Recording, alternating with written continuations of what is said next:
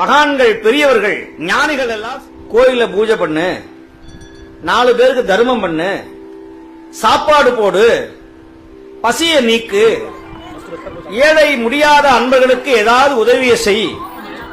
அப்படி செஞ்சா உன் வாழ்க்கையில உன்னை அழிப்பதற்கு உன் விதியை தவிர விதியை கூட மாற்றக்கூடிய ஆற்றல் உனக்கே தருவார் சிவன். வேற எவர் நினைச்சாலும் உங்களை அழிக்க முடியாது. இதை நினைச்சுக்கணும்.